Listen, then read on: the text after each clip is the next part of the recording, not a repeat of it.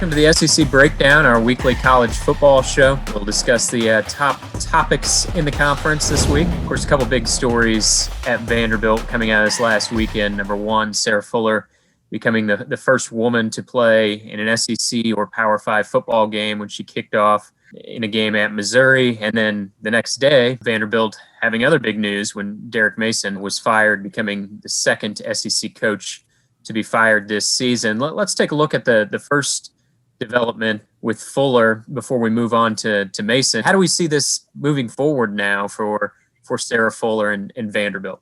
Well, I'll take Derek Mason at his word that he did that because she was the best option. There were not students on campus anymore to have a legitimate tryout. There's not a men's soccer team on campus. There weren't really a lot of available kickers on the team, and head coaches don't like to deal with kickers. They like to deal with personnel and personnel packages and schemes and film and all that. And I think he wanted to just get the kicker taken care of. He looked around and said, who can make an extra point? And she was the one. I thought it was just cool to see her kick off. I mean, I think you bring on immediately the high number of people on social media who say, well, you know, who cares, or why her, or this is just a stunt, or this is dumb. But you can say, you know, anyone can do it, but you couldn't do it, and she did. So to me, you have to go out of your way to not think that it was cool that, you know, the first woman ever played in an SEC football game. And I hope personally, as a fan of football, I hope she gets a chance to kick an extra point or kick a field goal against Georgia, because I would love to see her do that. I liked it because it was legitimate. It was not a stunt, like Adam said. I mean, they needed her, and she was the only option, or the least worst option. And she's a good athlete, and that was legitimate. But I mean, Vanderbilt let her down by not scoring.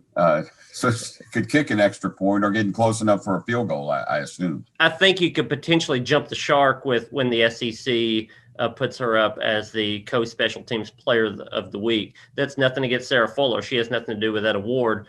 But if you're putting her on the field because she has the best skill set, you need to give her an award based on having the best skill set or merit-based. And I didn't think that was. I thought Sarah handled it well. I thought Derek Mason handled it well in choosing her. I thought the SEC maybe took it a little too far and made what looked like was not a publicity stunt into a publicity stunt. That's no fault of Sarah Fuller's. You can argue that the award is the publicity stunt part of it. To me, though, my first reaction was, when people were getting angry at it, is, why are you putting so much stock into this weekly award that ultimately doesn't mean a whole lot? Like, it's not the Heisman Award. It's the SEC Player of the Week. They gave him to two kickers. Like, it wasn't, or they gave it to a return man too. To me, it wasn't like, oh my God, they gave her this big grand award for her kicking one kickoff. It was the SEC Special Teams Player of the Week. She was one of like 8 people honored. There's this assumption that you're going to feel a ton of pressure being in that moment. And, you know, there was a question about that on the SEC Network, I believe, after the game. And she said something to the effect of felt more pressure or felt more nerves when she was playing in the SEC championship for soccer, which makes sense, like high stakes match, right? I thought that was kind of neat, that there would just be assumption that you would feel a lot of pressure, you know, being in a historical moment, but it's like, no big deal. This is not much there compared to the SEC championship in soccer. I thought that was pretty funny. Guys, Sarah Fuller didn't last. Well, she's still in the spotlight, but it wasn't able to grab all the attention there at Vanderbilt for long, because Derek Mason was fired the next day. How do we put his tenure there in perspective, and how much of this is a reminder of how difficult it is to win at Vanderbilt versus, you know, was Mason just not the right fit there? Can they find someone to make Vanderbilt relevant? Most people around Vanderbilt, on-campus administration, even fans, liked Derek Mason pretty well, and that's why he held on for so long. He did what most Vanderbilt coaches haven't done. He went to a couple of bowl games. Only James Franklin had done that in the past century almost. The problem is James Franklin was his predecessor, so he showed that it could be done pretty well. I think it's maybe a good thing for Vanderbilt that it's a good sign that they fired a coach with 3 years left in his contract. They did that with Bryce Drew in basketball about a year and a half ago. They've now done that with Derek Mason. That's not what Vanderbilt usually does. They let contracts expire. The fact that they did this says that maybe they value winning. Who do we see maybe as being, and I know coaching search discussion is it's always interesting, and yet at this stage of the coaching search, it's always kind of difficult to predict where a program is going to wind up. But Adam, I know you've been covering this closely, obviously, but I think we all kind of have thoughts when a coaching spot becomes open, who would be a good fit there. So I'd be curious to hear who everybody thinks would be a good fit for Vanderbilt. Well, I think Clark Lee would be an obvious one for Vanderbilt. Notre Dame defensive coordinator, former Vandy player, a Nashville native, a young up-and-coming guy that's at a really good program that has strong ties to Nashville and Vanderbilt. My personal hope is that Vanderbilt does something that Vanderbilt will not do, which is call Paul Johnson or any single person on his tree who runs triple option and just get him there, because I don't know if Vanderbilt's ever going to win an SEC East or get close to winning an SEC East unless they start putting in a lot more money and commitment into football. But if you're not going to win many more games, maybe just try to be a little more annoying to the rest of the teams in your schedule and just run the triple options. Be like, hey, you might beat us, but we're going to make you work much harder to do it because we're running something you don't see every week. I think that'd be fun, personally. That is a great point, because that would definitely aggravate the other coaches, because, they're in the middle of defending the spread and then they got to do this.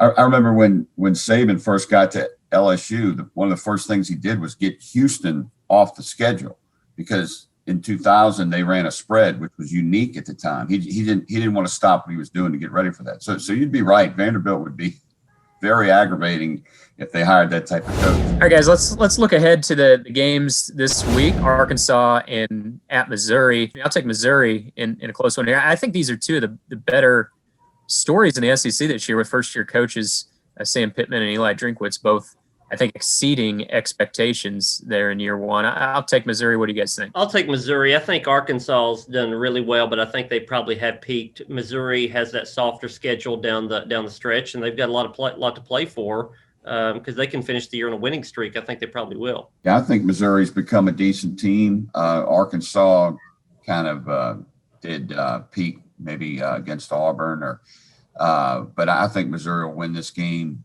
touchdown or 10 points. I think I ended up picking Arkansas, but I was torn on this one. Just like you said, these two teams kind of are fun. Just the way they've played and been competitive in a year where probably not many thought they would be. That this could be maybe the most competitive game of the week, which is, saying a lot for Arkansas and Missouri. But I picked Arkansas, but I was very torn back and forth in this one. Florida at Tennessee. I would think we're probably all picking Florida here. To me, at this point, it's still it's still dubbed a rivalry game. I think it's a little bit more of a rival in Tennessee's mind. In Florida's mind, I think the Gators have moved on a little bit from Tennessee being a rival with Georgia, LSU, even Florida State when they're on the schedule. I really feel like Tennessee has slipped well down the list. Yeah, I think rivalry's got to be two-sided. That could turn around pretty quickly, though, if Tennessee can be competitive or have a shot in this one. I think you're right. I don't think it's a rivalry like it used to be. A true rivalry is a rivalry regardless of what is happening to either team. And Florida and Tennessee became a rivalry because the SEC went to divisions. Tennessee quit playing Auburn, and Spurrier and Fulmer both had really good teams right when they went to divisions in 92. And it just blossomed from there. And Spurrier was from Tennessee. You had a lot of things working, particularly that they were both really good. But Tennessee dipped, Florida went up and down, and Spurrier left. And it's just not really a rivalry like Florida, Georgia, say. But I think Florida wins easily. I also think Florida wins easily. And I'm curious to see if that defense will still, start play a little better. I think it has been, but not against some good offenses. But it's hard not to look ahead now to December 19th in Atlanta with Alabama probably definitely going there and Florida trending towards going there. If they're gonna compete with the Alabama team, that defense is going to have to do a little something. It's not going to win the game for them, but it's got to do something. South Carolina at Kentucky. I'll take Kentucky in a close one here. Might have a difficult time covering this spread. I think last I saw spread was double digits, but I'll take Kentucky in a tight game. What do you guys think? Yeah, Kentucky's had a tough month. Death of a coach, then had to go out not long after that and play Alabama and Florida. They're a better team than what their last month of results has shown.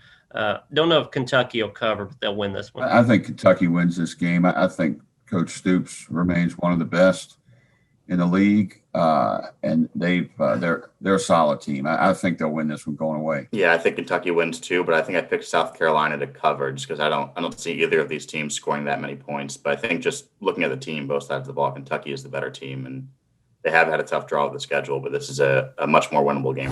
Vanderbilt is at Georgia. Georgia probably set to win in lopsided fashion, but I take Georgia, but I'm going to say Sarah Fuller gets a chance at maybe an extra point here. Yeah, she's going, and then they got possibly another option in Riley Gay. He was their kicker last year. He had a year left of eligibility, and they're trying to bring him out of med school on campus and have him come back. If you have him on the team, he's your best kicker because he was your best kicker the last couple of years.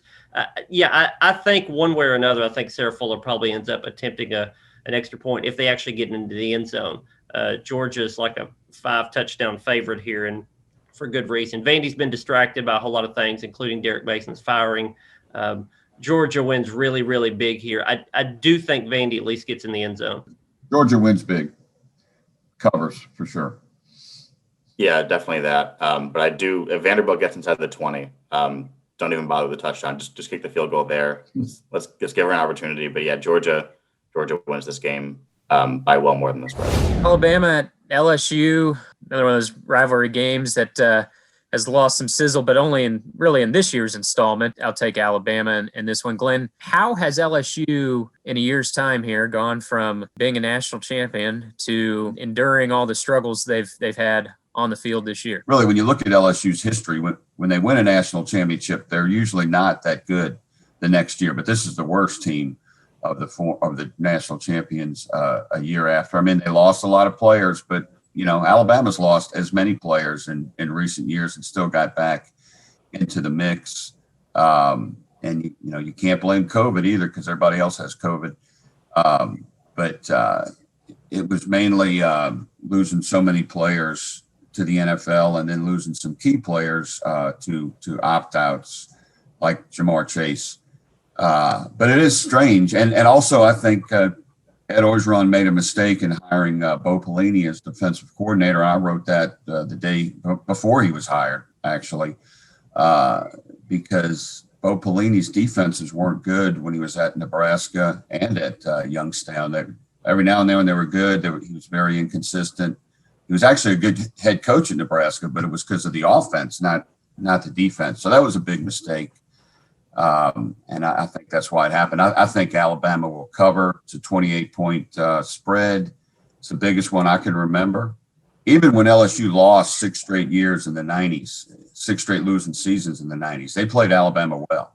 I can't remember a game going in where you just didn't think LSU was going to be even close. And their defense has gotten a little better. So they'll keep Alabama out of the 50s, 60s. But I think Alabama will still be in the 40s and win by more than 4 touchdowns. I mean, Glenn's right. The bigger storyline right now around LSU is not what's going to happen this week or this season. It's what's going to happen in the offseason.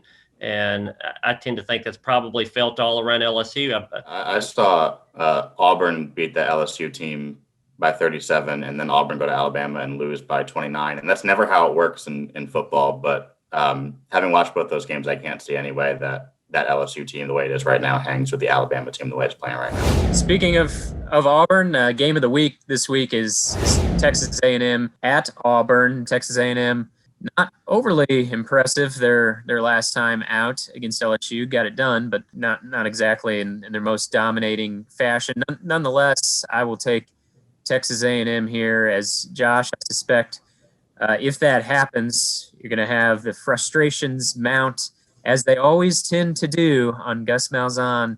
It seems to be you can't go long without the criticism of Gus Malzahn, despite a guy who's had quite a bit of success during his tenure there. And it seems like he's never too far away from the criticism. He's off the hot seat when he wins and then immediately right back on it the second he loses any football game, especially to Alabama, which he's never won in Tuscaloosa. No one wins in Tuscaloosa. It's very hard to do that, but Auburn hasn't won there since he's been coached. And so, yeah, he's back on the what are we doing with Gus train. But this is a big game for Auburn. It's a weird one because they never play after the Iron Bowl. This is usually the end of the season. They have 2 more. It's their last chance to beat a ranked opponent, which they haven't done this season. I think Auburn can beat Texas A&M, but the odds are stacked against them just because they want to build their offense around a running game. Their top running back is dealing with injury. Both tackles are dealing with injuries, might be out, both of them. And Texas A&M has one of the best run defenses in the SEC.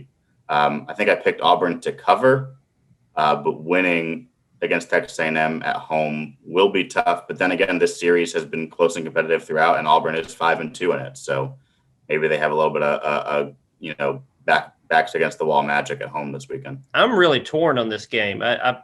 I know in our picks, I picked Texas A&M to cover, but I could easily see it going the other way. One thing is A&M has only played 1 game in the past month, so they're pretty rested. They should be focused, and they know they do have something to play for with at least the possibility of the playoffs. This would be just like the SEC for Auburn to win this game.